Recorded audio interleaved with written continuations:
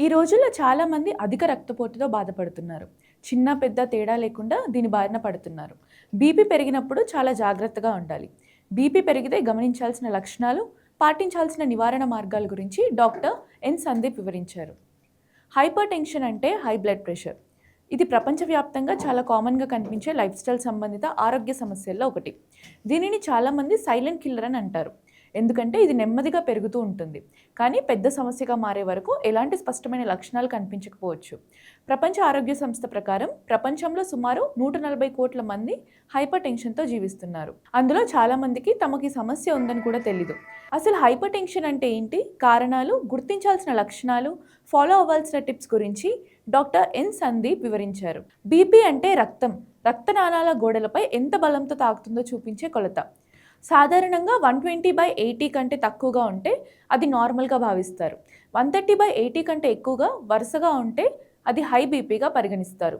BP ఎక్కువ కాలం కొనసాగితే గుండెపై ఒత్తిడి పెరుగుతుంది. గుండె రక్తాన్ని పంపించడానికి ఎక్కువగా పని చేయాల్సి వస్తుంది.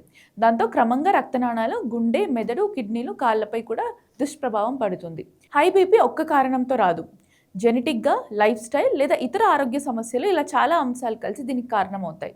సాధారణంగా కనిపించే కారణాలు ఇవి: ఎక్కువగా ఉప్పు తీసుకోవడం, అధిక బరువు లేదా ఊబకాయం, శారీరక శ్రమ లేకపోవడం, పొగ తాగడం, మద్యం సేవించడం, దీర్ఘకాలిక ఒత్తిడి, సరిగ్గా నిద్ర లేకపోవడం, కుటుంబంలో బీపీ హిస్టరీ ఉండటం, డయాబెటీస్, కిడ్నీ సమస్యలు. సిడిసి పరిశోధన ప్రకారం అనారోగ్యకరమైన ఆహారం, వ్యాయామం లేకపోవడం, టొబాకో వాడకం ఇవి బీపీ ప్రమాదాన్ని గణనీయంగా పెంచుతాయి.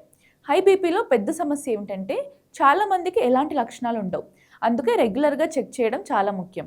అయితే బీపీ చాలా ఎక్కువగా పెరిగినప్పుడు కొన్ని సంకేతాలు కనిపించవచ్చు. తరచూ తలనొప్పి, తల తిరగడం, చూపు మసకబారడం, ఛాతీ నొప్పి, శ్వాస తీసుకోవడంలో ఇబ్బంది, ముక్కు నుంచి రక్తస్రావం, అలసట లేదా గందరగోళం. ప్రపంచ ఆరోగ్య సంస్థ ప్రకారం కంట్రోల్లో లేని హై బీపీ వల్ల గుండెపోటు, stroke, kidney failure, heart failure వంటి ప్రమాదాలు జరుగుతాయి. మంచి విషయం ఏంటంటే సరైన లైఫ్ స్టైల్తో హై బీపీని కంట్రోల్లో పెట్టొచ్చు.